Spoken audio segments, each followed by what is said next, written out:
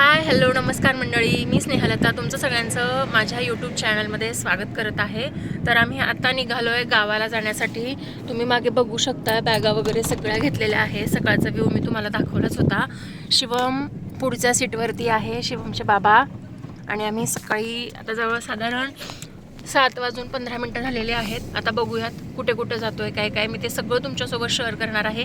त्यासाठी तुम्हाला व्हिडिओ शेवटपर्यंत बघायचा आहे. व्हिडिओ आवडला तर लाईक, शेअर आणि चॅनलवर नवीन असाल तर आवर्जून सबस्क्राईब करा. चला तर मग व्हिडिओ शेवटपर्यंत नक्की बघा. तर मैत्रिणींनो, निघून बराच वेळ झालेला आहे. आता डोकं खूप दुखायला लागलं आहे माझं. त्यामुळे मग बाबांना म्हटलं आपण चहा वगैरे घेऊया, कारण लांबचा प्रवास आहे आणि थोडासा स्टॉप घ्यायलाच लागतो.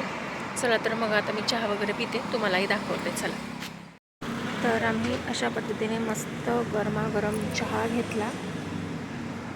तशी लसणाची चटणी, मस्त असा वडा, मिरची, एकदम बेस्ट कॉम्बिनेशन. तर हा कळमचा बोर्ड आहे. कळमच्या बोर्डच्या इथे आरुष मिसळ हाऊस आहे. तर तिथे आम्ही आता वडापाव वगैरे खाल्ले. टेस्ट खरंच खूप छान होती. त्यानंतर मला इथली आवडलेली एक गोष्ट मला तुम्हाला दाखवायची आहे. बघू शकता, त्यांनी लिहिलेलं आहे, एक मिसळ दोघांमध्ये खाल्ल्यास जसे प्रेम वाढते तसेच आमच्या बिलामध्ये पण 40 रुपयाची वाढ होईल. हे मस्त होतं, जरा पुणेरी टोमण्यासारखं वाटलं. गर्दीही भरपूर प्रमाणात आहे. तुम्ही इथून जात असाल मुंबई आपलं पुणे नाशिक हायवेवरनं, तर कळमचा जिथे बोर्ड लागला आहे त्याच्या अपोजिट साईडलाच आहे आरुष स्पेशल मिसळ हाऊस म्हणून. त्यानंतर त्यांना मिसळ खरंच खूप सुंदर होती असा रिव्ह्यू दिला आणि आम्ही तिथून निघालो. त्यानंतर मग आम्ही येऊन पोचलो संगमनेरच्या घाटात. स्वतःच्या गाडीने प्रवास करताना अतिशय सुंदर वाटत होतं. हा माझा पहिलाच एक्सपिरियन्स होता.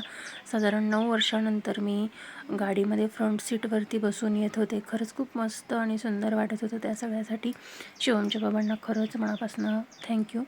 तर अतिशय उत्तम पद्धतीने ते गाडी चालवतात. तर बघू शकता, स्पीड लिमिट वगैरे सगळं व्यवस्थित आहे.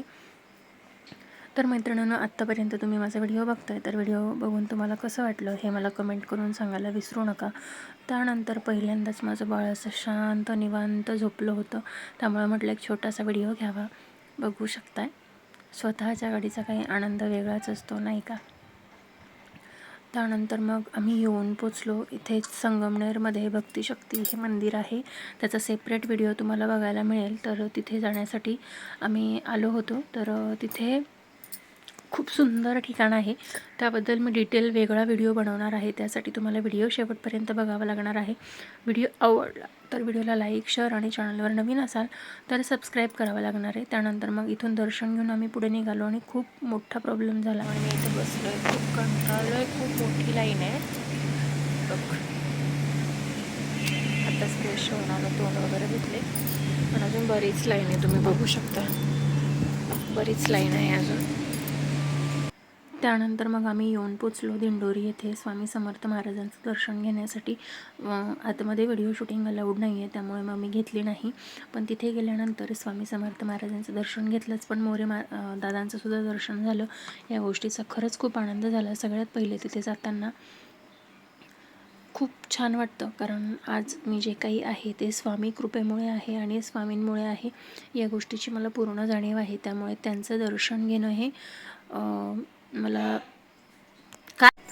तर दर्शन घेण्यासाठी आम्ही आतमध्ये गेल्यानंतर अक्षरशः स्वामींचे जेव्हा मी फोटो बघितला तेव्हा खरंच अक्षरशः डोळ्यातनं पाणी यायला लागलं, कारण मला जे जे हवं होतं ते सगळं स्वामींनी मला मिळवून दिलेलं आहे.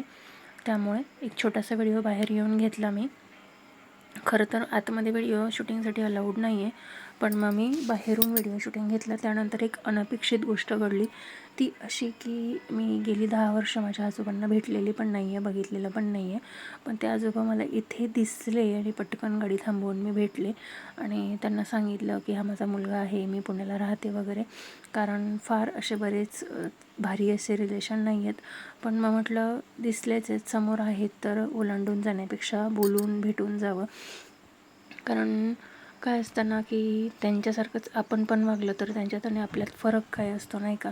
त्यामुळेच म्हटलं आहे तर बोलावं भेटावं. पण तिथे असलेले एक बाबा म्हटले की ते आता कुणाला फारसे ओळखत नाहीत, पण मला असं वाटतं की तसं काही नाही आहे, ते सगळ्यांना ओळखतात. पण मग कधी कधी असं असतं ना की झोपलेल्याला उठवता येतं पण झोपेचं सोंग घेतलेल्या उठवता येत नाही, असं असतं.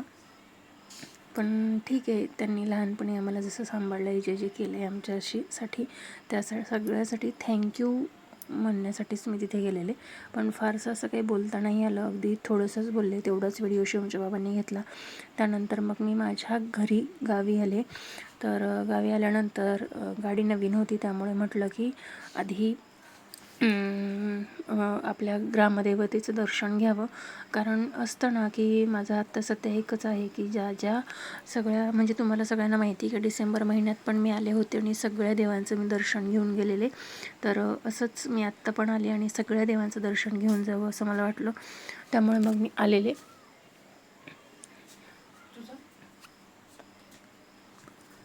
त्यानंतर मग हे मंदिर तुम्ही बऱ्याचदा बघितलेलं असेल. अष्टभुजा देवीचं मंदिर आहे आणि खूप छान सगळा परिसर आहे इथला, नदीच्या काठी वसलेला आहे. मी याचा डिटेल व्हिडिओ तुम्हाला माझ्या स्नेहा संदीप यूट्यूब चॅनलवरती बघायला मिळेल. मी तिथे अगदी डिटेलमध्ये व्हिडिओ दिलेला आहे. तर मी साधारण 5-5:15च्या दरम्यान गेलेले. त्यावेळेस हे मंदिर बंद असतं, त्यामुळे मग बाहेरूनच दर्शन घेऊन आले.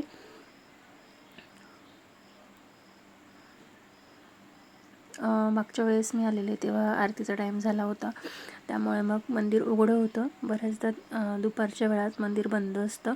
सकाळी आरती करून झाल्यानंतर साधारण 10-10:30पर्यंत ग्रामस्थ दर्शनासाठी येतात. तर ही आहे आमच्या गावातील ग्रामदैवत म्हणजे अष्टभुजा देवी. तर देवीचं दर्शन घेतलं. त्यानंतर आता कडक उन्हाळा, अजूनही जूनचा महिना अर्धा उलटून गेला आहे तरीसुद्धा पाऊस नाही आहे.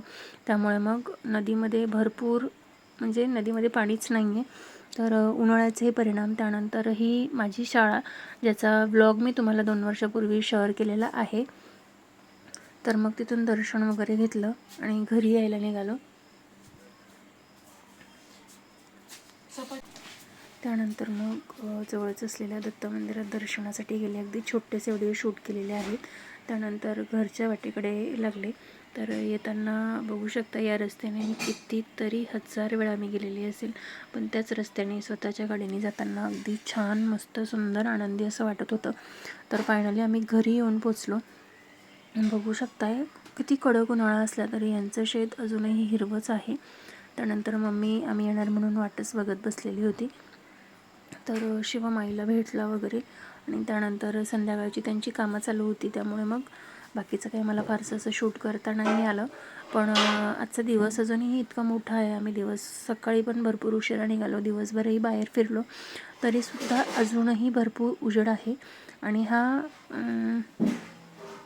आता ओळखत नाही आहे मला, त्यामुळे. त्यानंतर मग शिवमचे बाबा आत्ता कुठे निवांत झाले होते आणि शांत असे बसले होते. त्यानंतर मग म्हटलं घरात एक फेरफटका मारून घ्यावा, जावई बापू जोरात. तर बघू शकताय घरात आल्यानंतर पहिल्यांदाच पप्पांचा फोटो बघितला. त्यानंतर मग शिवमची लगबग सुरू झाली. मम्मी भावाने दूध काढून झालं होतं, मग दूध द्यायला जायचं होतं भावाला, त्यामुळे मग त्या दुधाच्या पिशव्या भरायचं काम चालू होतं.